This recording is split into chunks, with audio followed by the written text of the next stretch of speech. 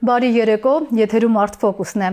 Հայարտը որպես ժամանակակից արվեստի թանգարան ստեղծման օրվանից 1985 թվականից մինչ օրս թերևս Հայաստանի պատմության ամենատառապյալ մշակութային կառույցներից մեկն է։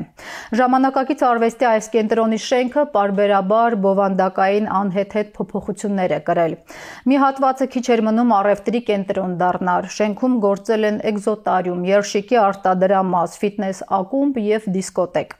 Այսօր նման բովանդակային խախտումների հետ կապված խնդիրները լուծման փուլում են։ Հայարտի զարգացման ուղիների, ռազմավարական հայեցակարգերի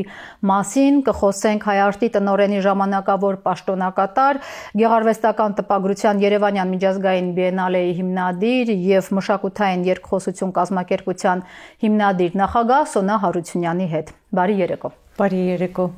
Շնորհակալ եմ հրավերն ընդունելու համար, Սոնա։ Շնորհակալություն հրավերի համար, Անահիտ։ Կենտրոնը գործում է հանրությանը հայտնի բոճկաներ, տակառներ, գլաներ, այդ շենքում եւ գտնվում է Մաշտոցի 17A հասցեում, շուրջ 40 տարվա պատմություն ունի, ինչպես արդեն նշեցի, շատ ինքնատիպ պատմություն է ունեցել։ Խնդրում եմ համառոտ ներկայացնել Հայարտի պատմությունը։ Շնորհակալ եմ շատ։ Հայարտը, ինչպես արդեն ասացիք, ավելի շուտ ժամանակակից արվեստի թանգարանը հիմնադրվել է 1985 թվականին եւ իր դռները բացել է հանրության առջև որպես ժամանակակից արվեստի թանգարանի մասնաճյուղ։ Այդ կառույցում եղել են ցուցադրված այսօր շատ ճանաչված մեր հայ անվանի արվեստագետները, ինչպես Աշոտ Բայանդուրը, Ռուբեն Աբովյանը, Մինաս Ավետիսյանը, Վարուժան Վարդանյանը, այդ շրջանի բոլոր արվեստագետները եւ ես անձամբ հիշում եմ, թե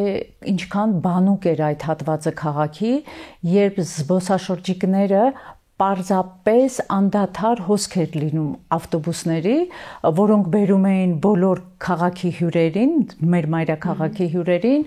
եւ ժամանակակից արվեստի թանգարանից, որը գտնվում է մյուս մայթին, սահուն հոսք էր լինում դեպի ժամանակակից արվեստի թանգարանի մասնաճյուղ, այո։ Եվ խորհրդային միության փլուզումից հետո ժամանակակից արվեստի թանգարանը դարձավ Հայարտ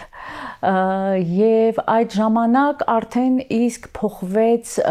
կառույցի թե բովանդակային եւ թե ճարտարապետական դիմագիծը, որովհետեւ բնականաբար խորհրդային միության փլուզումից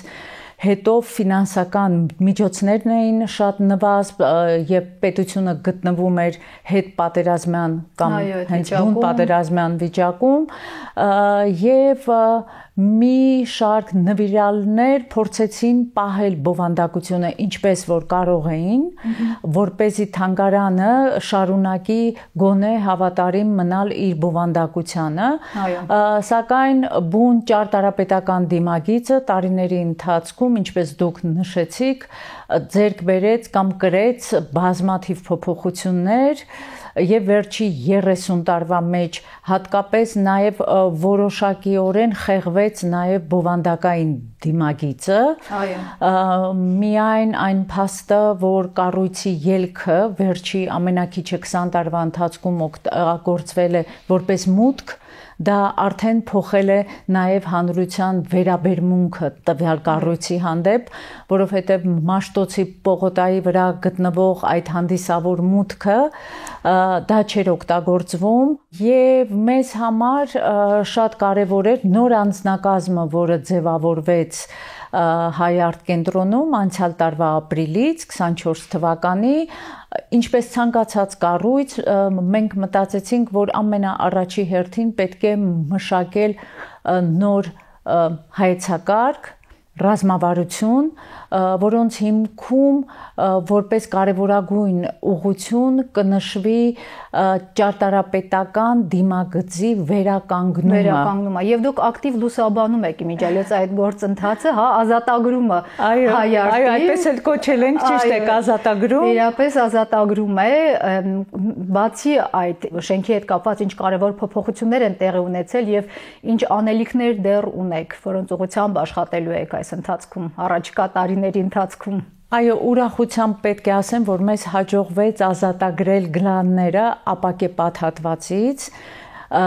եւ միայն ապամոնտաժման աշխատանքներից հետո հանրության համար պարզ դարձավ, որ դրանք իրապես գլաններ են, որոնք կախված են օդում եւ շատ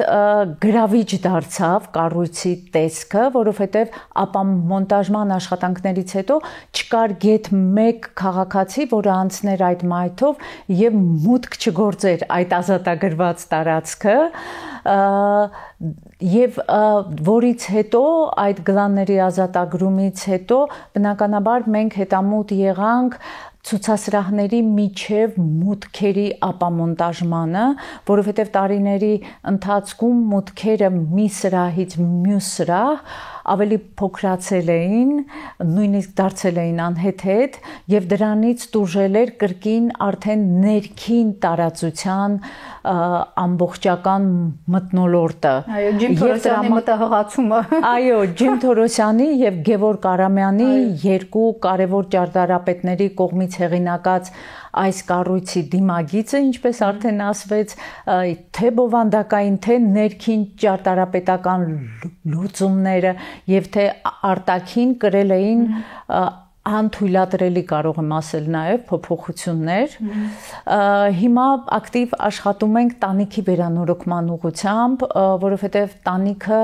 գրեթե գոյություն չունի եւ տարիներ շարունակ տանիքի վատ վիճակն է եղել պատճառ կարևորագույն միջազգային հեղինակների ներկայության բացակայությանը մայրաքաղաքում, որովհետև գիտեք ցանկացած միջազգային թանգարան նախքան որևէ բան ձեռնարկելը հարցում է անում շենքային պայմանների եւ մենք ցավոք սրտի չենք կարողանում ապահովել այդ պայմանները եւ գլխավոր կարևոր խնդիրը տանիքը այսօր շնորհիվ Երևանի քաղաքապետարանի աջակցությամբ Երևանի քաղաքապետարանը տրամադրել է շուրջ 70 միլիոն դրամ տանիքի վերանորոգման համար։ Մենք շատ շնորհակալ ենք, որ տարիներ անց վերջապես ուշադրությունը նաև կարողացան կենտրոնացնել այս կարևոր արվեստի կենտրոնի վրա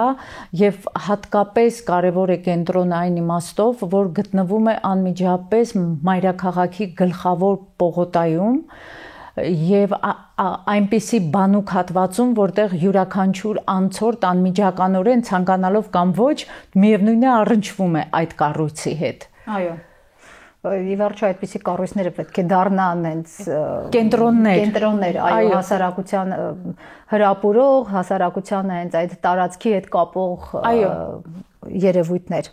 Հայարտը սկսել է իր համագործակցությունը ՍՆԽ ճարտարապետական ստուդիայի հետ եւ փաստորեն օրերս Վենետիկի ճարտարապետական բիենալեում ներկայացրել եք առանց կասկածի խորագրով ցուցահանդեսում ՍՆԽ ստուդիայի թանգարանի վերակառուցման եւ արդիականացման նախագիծ, կխնդրեմ մանրամասնել։ Այո, շատ շնորհակալ եմ, որ անդրադառնում եք այս թեմային, մեզ համար մեծ ձեռքբերում էր եւ կարող եմ ասել ոչ միայն մեզ համար, որպես հայարտի աշխատակազմ, այլ Երևանի քաղաքապետարանի, մեր մայրաքաղաքի եւ Հայաստանի Հանրապետության համար կարևոր իրադարձություն էր այս տարվա Վենետիկի 19-րդ միջազգային բիենալեին մայիսի 8-ին բացման արարողությանը առաջին անգամ Հայաստանը ներկայացվեց ճարտարապետական բիենալեին բացառիկ կառույցով։ Ես այս բառից չեմ վախենում, որովհետև այո, հայարտի ճարտարապետական կառույցը դա բացառիկ կառույց է եւ ամենահետաքրքիրը եւ ամենագրավիչը նա է, որ սնխչյանները իրենք որևէ հայտ չէին ներկայացրել, այլ իրենց դիմել է տվյալ ցուցահանդեսի համադրող Վլադիմիր Բելագալովսկին, որը անձամբ ուսումնասիրելով Հայաստանի ճարտարապետությունը հանգել է հայարտ կառույցին եւ հետաքրքրվել է, թե Հայաստանում որ ճարտարապետական կառույցն է աշխատում այդ կառույցի վերականգնման ուղղությամբ եւ հայտնաբերել է Սնխչյան արվեստանոցը եւ հրավեր են ստացել Սնխչյանները եւ քանի որ մենք դեռևս 24 թվականից աշխատում ենք այդ արվեստանոցի հետ, Սնխչյանները արդեն իսկ մշակել են Հայ արտ կենտրոնի վերակառուցման, արդիականացման եւ դիմագծի վերականգնման նախագիծը եւ մայիսի 8-ին Հայ արտ կենտրոնի մեծ պաստառներով եւ նախագծի ներկայացմամբ կայացավ այդ ցուցահանդեսի բացումը առանց կասկածի եւ Վլադիմիր Բելագալովսկին նաեւ կազմակերպեց այդ ցուցադրության ընթացքում հանդիպում Աշոտ Սնխչյանի հետ եւ Արմինե Սնխչյանի եւ կայացավ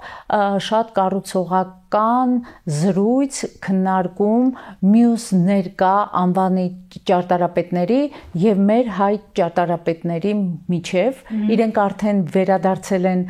Հայաստան եւ մենք շուտով կհանդիպենք իրենց հետ եւ ավելի առարկայական արդեն կխոսենք թե ինչպիսի ձեռքբերումներով են վերադարձել։ Իսկ նախագիծը ինչպես պետք է կյանքի կոչվի։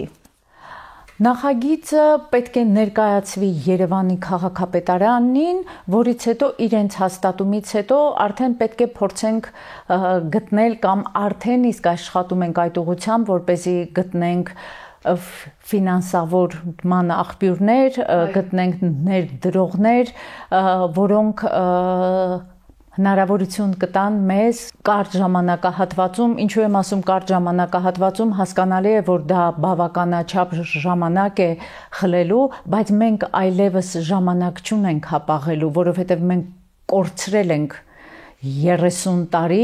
եւ մենք պետք է հիմա աշխատենք հնարավորինս ինտենսիվ աշխատել, որպեսզի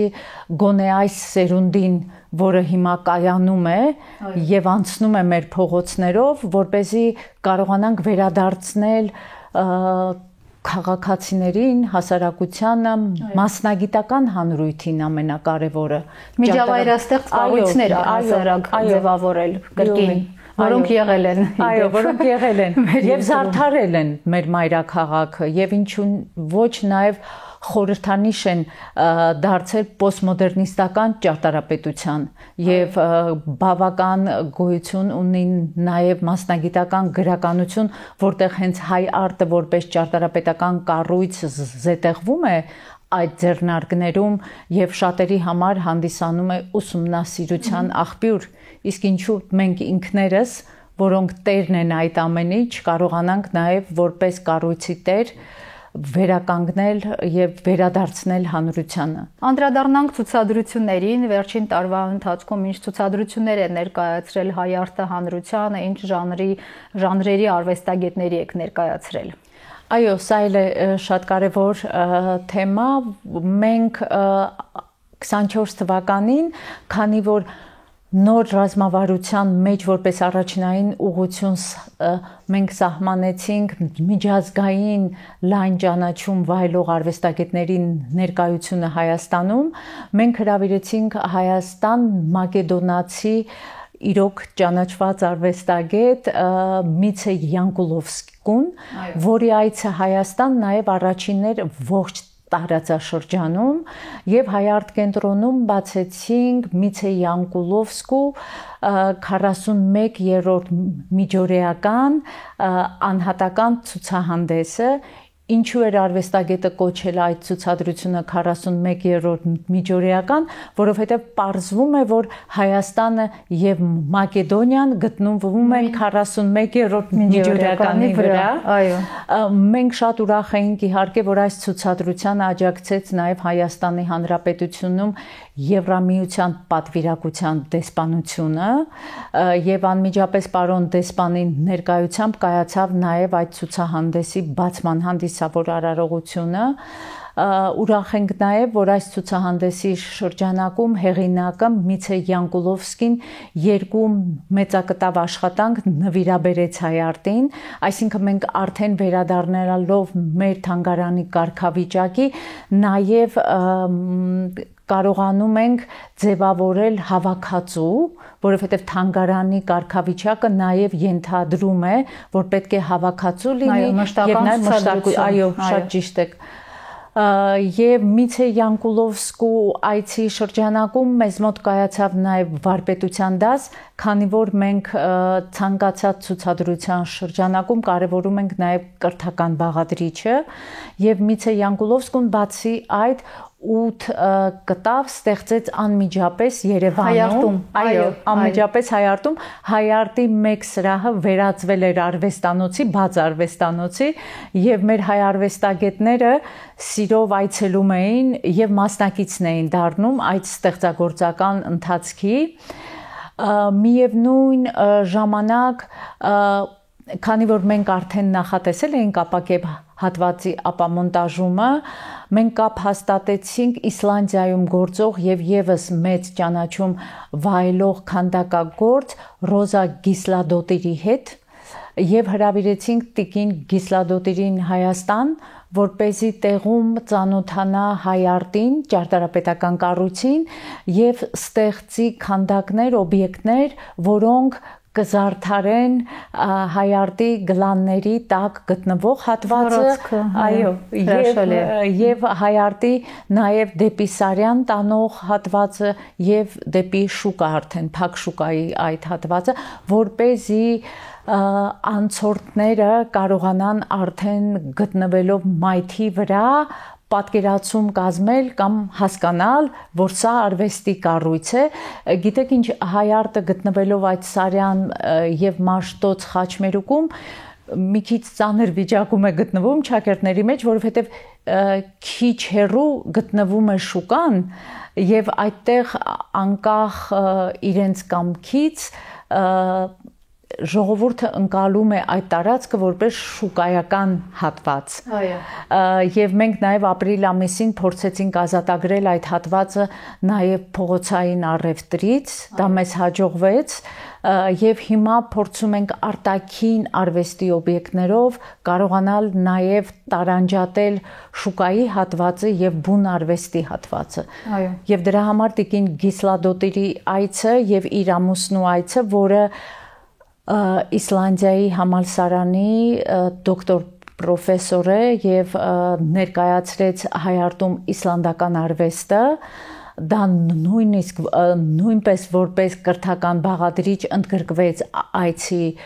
ընթացքում։ Կարծում եմ սա երկու կարևոր միջազգային արվեստագետների ներկայություններ անցյալ տարի Հայաստանում, բացի այդ մենք հանրության առջև անցյալ տարի բացեցինք նաև երկրորդ միջազգային բիենալեի հավաքածուն եւ 3 ամիս շարունակ ամռանը ներկայացրեցինք ողջ հավաքածուն երկրորդ բիենալեի, ինչը շատ մեծ հավանության եւ հետաքրքրության արժանացավ նաեւ մայրաքաղաքի հյուրերի կողմից, որովհետեւ ամառային այդ շրջանում շատ են մայրաքաղաք այցելող տուրիստները եւ մենք կարողացանք նաեւ իրենց ցույց տալ, որ բացի հայ արվեստագետներից Հայարտում կարելի է նաև տեսնել միջազգային արվեստագետների, որոնց նույնիսկ շատերը ճանաչում էին եւ զարմանում էին, որ Հայարտում այդ արվեստագետի աշխատանքն է կախված։ Այո։ Առհասարակ ասում են արվեստը հասարակության արտացոլումն է եւ այդ տեսանկյունից հետաքրքիր է այն արվեստագետները, հատկապես հայ արվեստագետները, ովքեր ներկայացվում են, ինչ թեմատիկայի շուրջ են ստեղծագործում եւ հատկապես Հայարտը ինչ թեմատիկա է նախընտրում ներկայացնել։ Կարևոր հարց է եւ շատ բուռն քննարկումների հարց։ Մենք մեզ համար որդեգրել ենք համաձայն հայեցակարգի կայացած արվեստագետներին աջակցությունը, այս դեպքում օրինակ Նարեկ Ավետիսյանի ցուցադրությունը, որը բացվեց, որը այս տարի բացվեց եւ գործում է, բայց միևնույն ժամանակ մենք ցանկանում ենք նաև դառնալ այն հարթակը, որտեղ սկսնակ արվեստագետները կկարողանան իրենց առաջին անհատական ցուցահանդեսով հանդես գալ։ Իմ նկատառմամբ թվանշային արվեստը, վիդեոարտը, ինստալյացիաները, պերֆորմանսը եւ այլն Հայաստանում արվեստագետների կողմից այդպես երկրորդ պլան են մղված եւ չգիտեմ, գուցե պահանջարկն է ցածր եւ հենց պահանջարկն է թելադրում առաջարկի քչությունը, այնուամենայնիվ հետաքրքիր է, կարծում եմ հայ արտը կարող է լինել այն կենտրոններից մեկը, ով կարող է զարգ տալ նաեւ այդ ուղղությունների զարգացմանը Հայաստանում, որոնք արևմուտքում արդեն շուրջ 30-ից 40 տարի իրենց վերելք են ապրում։ Համաձայն եմ լիովին եւ ես կարծում եմ, որ Հայաստանում նույն վիդեոարտը այդպիսի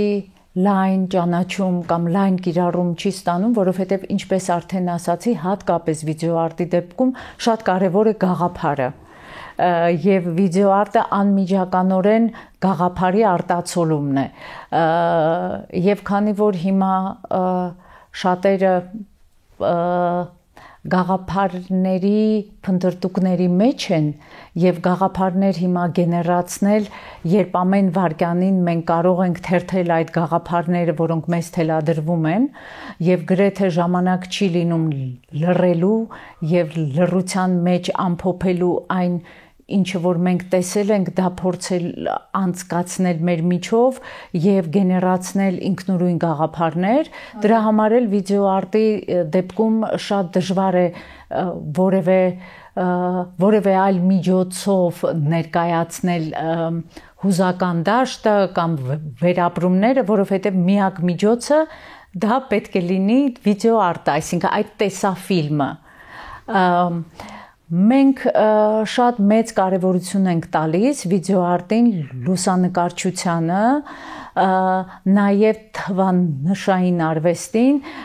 եւ որպեսզի չբացեն փակագծերը, շատ շուտով գլանների այդ ներքևի հատվածում հանրությունը եւ մասնագիտական հանրույթը կծանոթանա մի նոր ցուցադրության, որը անմիջականորեն կապ ունի թվանշային արվեստի հետ եւ վիդեոարտի հետ։ Մենք նաև հաջորդ տարի հրավիրելու ենք նաև Հայաստան ճանաչված վիդեոարտի արվեստագետներ եւ լուսանկարչական մեծ ցուցահանդես ենք ներկայացնելու առհասարակ այո, որովհետև մենք չենք կարող այսօր խուսափել եւ սահմանափակվել միայն գեղանկարչությամբ, քանի որ արտահայտամիջոցները նաեւ փոխվել են եւ որպեսզի ժամանակին համընթաց քայլենք, կարելի է այդ նույն համադրությունը արդեն իսկ ավանդական դարձած կերպարվեստի միջոցների եւ այսօր արդեն իրենց ուրույն տեղը զբաղեցնող եւ նոր ճանապարհ ստացող միջոցները օգտագործել եւ այդպիսով իսկ հնարավորություն տալ հանդիսատեսին կամ այցելուներին ընտրություն կատարել կամ կողմնորոշվել, թե արվեստի որ ուղղությանն են իրենք ավելի հարում եւ որն է իրենց ավելի հոգեհարազատ։ Ավելին արվեստների սինթեզ անգամ երևի ես վստահ եմ, որ դուք այդ ուղղությամբ արդեն աշխատում եք, հա, արվեստների սինթեզի, լինի կերպարվեստ եւ թատրոն կամ անգամ գրադարանի կոնցեպտը թանգարանում, հա, որը շատ հրապուրիչ է եւ շատ պահանջված է արևմուտքում։ Այո, լիովին համաձայն եմ, այդ իսկ պատճառով մենք ցանկանում ենք նաև վերականգնել արվեստի այն սրճարանը, որը գործում էր հիմնադրման օրվանից ի վեր, այսինքն 85 թվականին, երբ բացվեց ժամանակակից արվեստի թանգարանի մասնաճյուղը, գլանների տակ գործում էր մի սրճարան, որը համախմբում էր բոլոր արվեստագետներին եւ բոլոր արվեստի ոլորտի արվեստագետներին, եւ դա դառնում էր շատ պահանջված հավաքատեղի, որովհետև անմիջապես ցուցադրությունից հետո բոլոր այցելուները կարողանում էին համախմբվել այդ սրճարանում եւ այդպես մտքերի փոխանակում կայանար եւ անմիջականորեն նաեւ հետո կարող էին բարձրանալ նորից ցուցադրություն եւ այդ կտավների արչեւ արդեն այդ քննարկումը, որը սրճարանում էր կայացել, արդեն օրիգինալների արչեւ կարողանային խոսել, գիտեք, աշխատանքն է շատ, մեր անձնակազմը շատ փոքր է, ցավոք, մենք պետք է կարողանանք այս անձնակազմով ինչպես վարչական խնդիրները լուծել, այնպես էլ բովանդակային, բացի վարչական, բովանդակային գոյություն ունեն նաև ամենակարևորը դա ֆինանսական խնդիրներն են, եւ մենք փորձում ենք զուգահեռաբար, քանի որ արդեն ասացի, որ ժամանակը շատ քիչ է եւ մենք կորցրել ենք շատ կարևոր ժամանակ, մենք պետք է փորձենք հիմա ինչու ոչ 24 ժամ աշխատելով փորձենք վերականգնել այդ դիմագիծը եւ կարողանանք արվեստի բոլոր ուղղությունները ընդգրկել, բայց միևնույն ժամանակ չտրվել ժամանակի այս կարծում եմ փոքր ինչ խանգարող միտմանը, որ ինչքան դյուրին այնքան լավ, այլ փորձենք տարանջատել իրականը ոչ իրականից եւ անկեղծը ոչ անկեղծից։ Թեմաները շատ են, սակայն ինձ հուշում են, որ մեր ժամանակը սպառվում է, ուզում եմ հասնել գոնե ձեզ հարցնել սեպտեմբերին սպասվող միջազգային 5-րդ բիենալեի մասին։ Գիտեմ, որ արդեն 60 երկրից աշխատանքներ եք ստացել եւ արդեն աշխատանքները համակարգելու փուլում եք, խնդրում եմ պատմեք աշնանը ինչ անակնկալներ են մեզ սպասում։ Շնորհակալություն շատ հարցի համար։ Այս տարի մենք իրականացնելու ենք հոբելյանական 5-րդ միջազգային բիենալեն, որի շրջանակում մենք արդեն իսկ ստացել ենք 63 երկրից շուրջ 500 աշխատանք եւ մասնակցում է 243 արվեստագետ, նաեւ բիենալեի կազմկոմիտեն ձևավորել են նաեւ միջազգային ժյուրիի թիմը,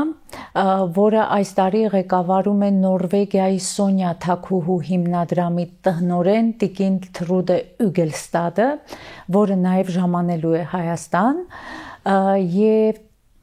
Նորվեգիայի Թաքուհին Սոնյա Թաքուհին ինքը զբաղվում է գեղարվեստական տպագրությամբ եւ հիմնել է գեղարվեստական տպագրությանը աջակցող հիմնադրամ եւ Նորվեգիայի մայրաքաղաք Օսլոյում յուրաքանչյուր տարի գեղարվեստական տպագրության ոլորտում ստեղծագործող արվեստագետներին հանձնում են կարևոր մրցանակ եւ 24 թվականին այդ մրցանակին արժանացել է գերմանացի Անսելմ Քիֆերը,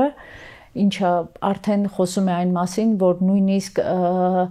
այդպիսի հանրահայտ գեղանկարիչներ անտարբեր չեն անցնում գեղարվեստական տպագրության ոլորտի կողքով եւ իրենց էլ է գրավում հաստոցը տպագրական եւ այդ գործիքները եւ նյութերը